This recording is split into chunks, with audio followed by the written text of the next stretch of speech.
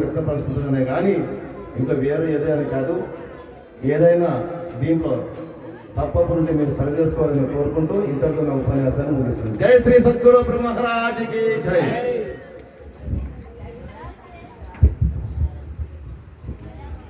నరసింహస్వామి గారు ఏమీ లేదని మానవ జన్మ ముందు ఏమిటివి ఏమి లేదని ఎవడే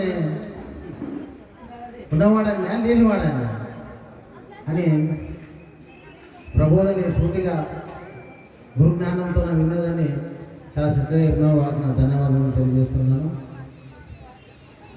ఇప్పుడు అంతిమంగా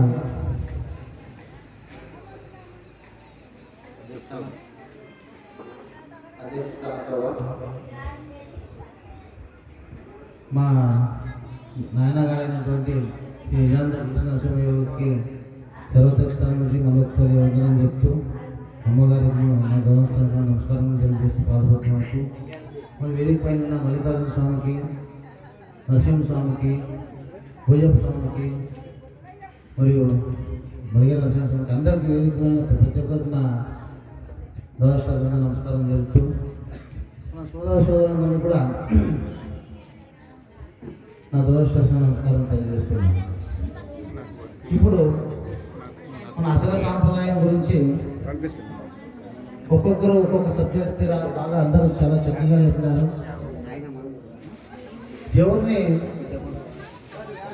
ఎవరు ఎంతతో జ్ఞానం ఉందో అంతటితో వాళ్ళు సంబోధించి అందరూ బాగా త్రికాణ శుద్ధిగాను మల్లికార్జున స్వామి గారు చెప్పినారు. పేరును ఒక్కొక్కరు సంప్రదాయం గురించే చెప్పినారు కానీ నడుచుకునేది ఇక్కడ ముఖ్యమని, విన్నది కాదు చెప్పేది కాదు, ఎవడు నడుస్తాడో వానికే ఈ ప్రబోధ అబ్బుతుందని చెప్తున్నారు. ఇప్పుడు ఇప్పుడు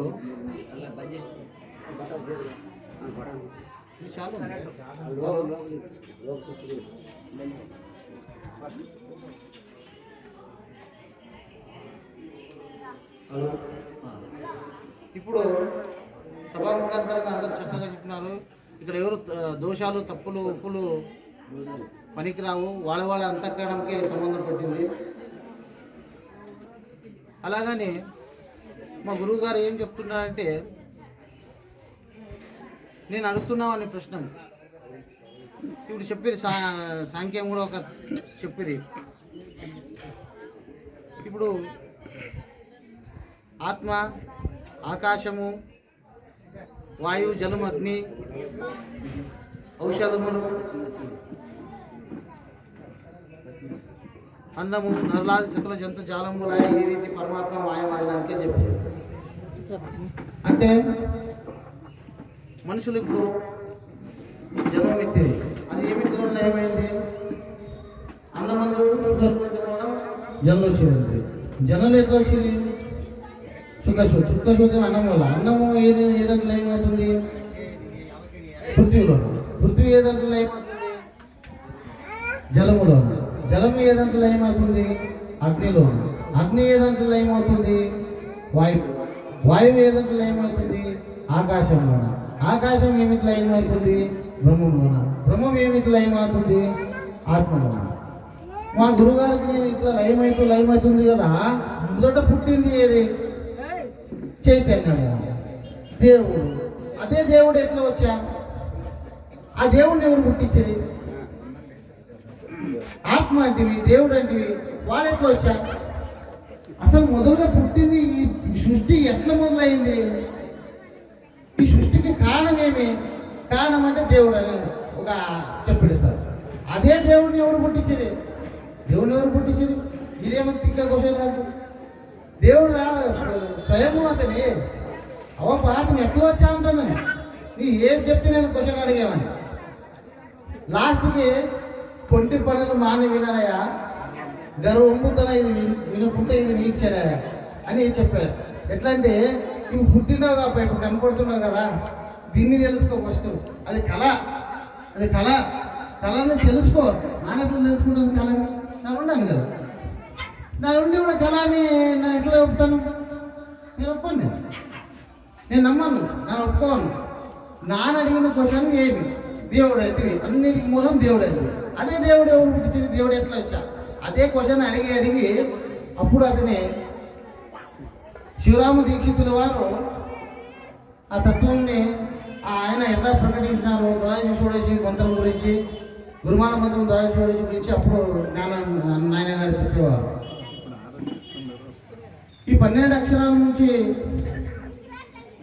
ఈ షోడశి భావము, అది ప్రాణంకు సంబంధము, అది సూర్యతత్వము. ఇంకా షోడశి భావము 16 అక్షరంలో మనసుకు సంబంధపడింది. ఈ చంద్రునికి అంటే మనసుకు సంబంధపడింది అని ఈ షోడశి అనేది ఆ పరమాత్ముడు ఉండడు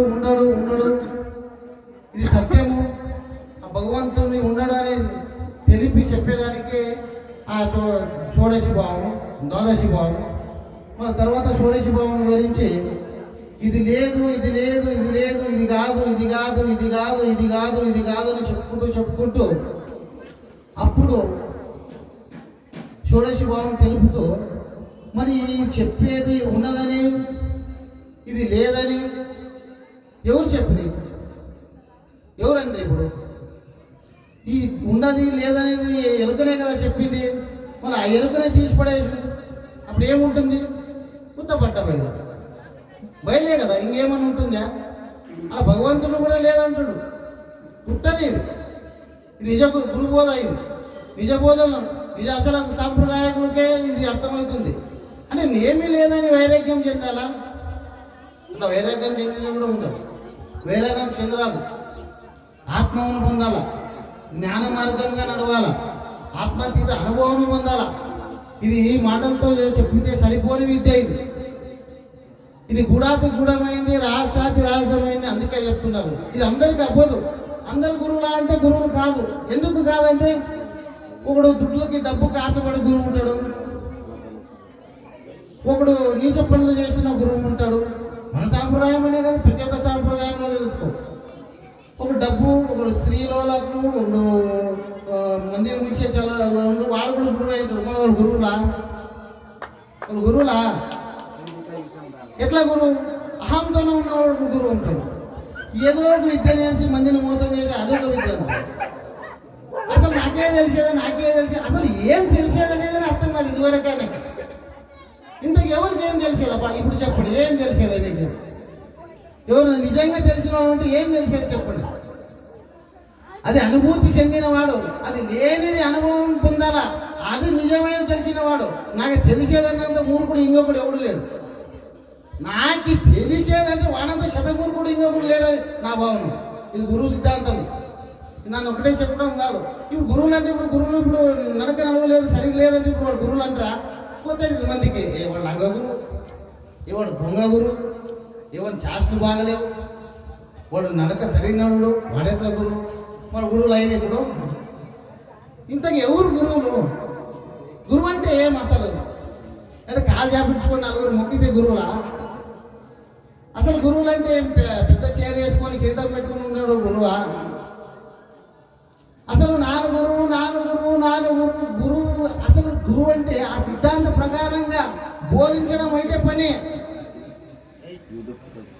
బోధించి ఆ మార్గంలో నడిచి ఆ ఇతరులకి ఆ భగవంతుడు నేననేవాడు ఎవరు, ఆ భగవంతుడు అంటే ఎవరు, ఈ పరిపూర్ణం అంటే ఏమి, అది తెలియజేయడం అయితే కాదు, నడక కూడా నడగల. అది తెలిసిన వాడు అప్పుడెప్పుడు జన్మరహితం కాదు, ఎప్పుడు తెలుసుకున్నాడు అప్పుడే జన్మరహితం. ఇప్పుడు తేనాట ఇప్పుడే నిజమే. అతనికి దైవస్థ అరణ్యం కూడా బోధగురిస్తాడు. మన నడువు లేకుంటే దారి తప్పితే మాటలు ఎన్నో వాగుతాం. చెప్పేదేమి పెద్ద పెద్ద గ్రంథాలు చదివి దాని విద్యావంతుడు, దాన్ని 10 పద్యాలు చదివి 10 పద్యాల వాక్యం కూడా వివరిస్తాను. దానికి ఉపయోగం ఏమంటాను? ఇప్పుడు గ్రంథం తీసుకొని నన్ను పొద్దున వెళ్ళి అభ్యాసం చేసుకుంటుంటే నేను 10 గంటలు గంటలు మాట్లాడడం ముఖ్యం కాదు. ఈ అంతఃకరణ పరిశుద్ధత, నావాడు నీవాడని దోస్తులు శత్రువులు లేనిడా నిన్ను నీవు తెలుసుకొని ఆ పరిపూర్ణ ప్రభావానికి ఆ గురుసేవకు నిష్ఠుడైన వాడు ముఖ్యము. ఏదైనా ఒక పని చేయాలి గురు సేవ, ఏదైనా ఒకటి. కసురువడం చిన్న పని కాదు. గురు సేవలో కసురువడం అంటే వాడంత పెద్ద భక్తుడు ఎవడు లేడని చిన్న వస్తువు అనుకున్నారు. మనం ఏదో అన్నం సప్లై చేయడము, లేదో ఏదో పాటలు పాడడము, ఏదో పూజా కార్యక్రమం సేవలు చేయడము, ఏదో ఒకటి చేయాలి. ఇప్పుడు భగవంతుడు ఏం చేస్తున్నావు, దేవాళ్ళు ఏటలు పాటలు ఈటలు చేస్తున్నాం కదా, లక్షలు ఖర్చు పెట్టి చేస్తాం కూడా. ఇది అవన్నీ బేకలేదు, ఏం బేకలేదు. సేవ చేయాలి. గురుకి పాత్రుడు కావాలి. మొదలు గురు సేవ చేసి గురుకి పాత్రుడు కావాలా. ఇక అంత ఆశ్రమాలు అన్నీ కట్టుకున్నాం. ఏంటి కట్టుకున్నాము? ఇక ఊరికి టైం పాస్ చేసుకొని వచ్చి కూర్చుని ఏదో ఒకటి ఫాల్తు మాట్లాడుకున్నాం కాదు. ఆడ వచ్చి గ్రంథ అభ్యాసం చేసి సాంఖ్యం తారకం నమస్కారం నేర్వాలని కాదు. కానీ గురువు కూడా అదే చెప్పరాదు. మళ్ళీ ఇది అభ్యాస స్థితునికి, ఇది శిష్యునికి బయటే సంబంధము, నేర్చుకునే వానికి ఏమిటే. గురువులు కూడా అదే చెప్పుకుంటూ, అదే నమ్మిస్తూ, అదే దేవుడు అంటూ, ఏదో భక్తి కొరకు ఏదో ఏదో నన్ను గొప్పవాడు అంటాడు, నన్ను గురువు అంటాడు అని చెప్పుకుంటూ తిరిగేది కాదు. ఇది చెప్పాలి, ప్రబోధం చెప్పాలా, లేదని లేదు. ఎవరికైనా ఆత్మ హృదయంతో చేసుకుని చెప్పండి. ఎంతమందికి మీరు మంచి చేయడం, సాంఖ్యం కానీ మంచి చేయడం చేసినారు, బోధ నేర్పినారు. మీ హృదయానికి మీరే చేసుకొని చెప్పండి. మీరు ఎంత సేవ చేసినారు? మీరే ఇంకేమొస్తే నాన్న పెద్ద ఏం చేస్తావు? పెద్ద రాజులు ముషులు ఎంతో మంది గర్భకాలం కుటుంబం పోయారా. నీవు కూడా ఒకనాడు పోతావు, నాతో సహా, నీతో సహా. నేను కావాలి, నీతో సహా అందరూ పోయారు. ఎంతకో రాజులు, చక్రవర్తులు, ఋషులు, మా ఋషులు అందరూ పోయారు. ఇప్పుడు మనం వచ్చి నేర్చుకున్నాం. మనం బోధకొచ్చి మనం చేసేది ఏమి? నాదింత నీదింత, అది ఎంత ఉంది ఆయనది? ఏమిటిది? నాదింత నీదింత. ఒకడు నడుచుకుంటూ పోతున్నాడు, ఒకడు సైకిల్ మీద పోవచ్చు, ఒకడికి కొంచెం బలవంతుడు కారు మీద పోవచ్చు. ఇంకా తాకత్తుండే వీళ్ళ లేదంటూ కాలేవుగా, ఇంకా కష్టమైంది. అంతగాని ఏముంది ఆయనది? ఒకటి ఏమో ఒకటి చేసినప్పుడు వాడు పనినే దుడ్ల కోసమే చేస్తున్నాడు. ఈ దుడ్ల జ్ఞానం కాదు ఇక్కడ, ఆత్మజ్ఞానం, ఆత్మాతీతము, వేదాతీతము. అది తెలుసుకోవాలి మనం ఉండి. నాన్న కూడా 10 పద్యాలు చెప్పాలనుకుంటాను, కానీ చెప్పరాదు అనిపిస్తుంది. ఇది పరిపూర్ణ పరబోధ ఎట్లుందంటే గ్రంథాలు చదువుతుంటేనే జ్ఞానం వచ్చేస్తుంది.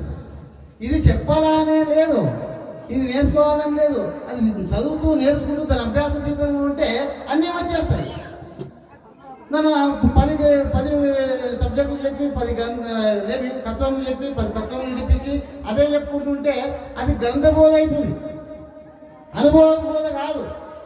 ఇంత గ్రంథ బోధలు అవుతుంది. గ్రంథ బోధ చెప్తాము, పద్యాలు చెప్తాము, దాన్ని వినిపించడము అదే అవుతుంది. మన మంది సొత్తే చెప్పినట్లయితుంది కదా. నీ స్వానుభవం నీకేమన్నా కొంచెం ఉంటుంది కదా, అట్లీస్ట్ కొంచెం నీకు అనుభవం ఏమైనా చెప్పు, పద్యమైనా చెప్పు, ఏమైనా చెప్పు. అది నీకు ఎంతవరకు వస్తుందో అభ్యాసం వరకు ఏమైనా చెప్పుకోవచ్చు. సరే ఇట్లా చెప్పుకుంటే కూడా సరే. అసలు పరిపూర్ణ ప్రబోధకు వచ్చి భగవంతుడు అని ఎవరు, నేననేది ఏమి, పరిపూర్ణం అంటే ఏమి, జన్మకు వచ్చి ఏం సాధన చేయాలా, మన భ్రాంతి ఎలా ఎడుచుకోవాలా. ఈ భ్రాంతి రహిత బోధ ఇది పరిపూర్ణ బోధ అంటే. అన్నీ తెలిసి భ్రాంతిని ఇడిసి ఎరుకని ఇడిసే విధానం తెలుసుకుంటూ, ఆ గురువు రహస్యాన్ని పొందుతూ, ఆ అనుభూతిని చెందుతూ, ఆ గురుకృపకు పాత్రలు కావాలని నేను ఈ 2 మాటలు సోమకాంతలు ముగిస్తున్నాను. జై సద్గురు మహారాజుకు జై. జై శ్రీ సద్గురు మహారాజుకి జై. ఈరోజు మా మద్గురు వారి సంతతి అగ్రజులు మాకు ఒక గొప్ప బాధ్యత ఆయన ఇచ్చినారనుకుంటున్నాను. నేనైతే ఇంత చిన్న వయసులోనే నాకు ఉపాధ్యక్ష పదవి ఇచ్చి ఈ సభ యందు నన్ను ఆశీర్వదించారు. కాబట్టి మరొకసారి వారి పారిపద్మములకు ద్వాదశంగా నమస్కారం అనిపిస్తుంది. జయ సద్గురు మహారాజుకు జై. అలాగనే ఈ ఆశ్రమ కార్యదర్శి ఉన్నంత వాళ్ళకే స్థానం ఉంటుంది. ఏదే ఉంది, నీలపల్లె వాళ్ళకి నీలపల్లె సంబంధము, పాలెంకే సంబంధము, మాటలకే సంబంధము. మనం ఇంకొకరి దగ్గర పోయినప్పుడు మనకు అధ్యక్ష పదక్షులు ఇస్తారా? మనం వాళ్ళు ఏం చెప్తాం, వాళ్ళు పట్టుకు నడుచుకుంటారు, అంతే కదా. మన ఆశ్రమం మనం ఇంత ప్రబోధ అయ్యి మనం ఇంత చేసుకుంటూ కూడా మనం కూడా మన కార్యదర్శి నుండి వాళ్ళు గురు సేవ చేస్తూ వాళ్ళు ఇంత కష్టపడుతున్నాం, వాళ్ళకి స్థానం ఎందుకు ఇస్తాము? జై సద్గురు మహారాజ్ కు జై.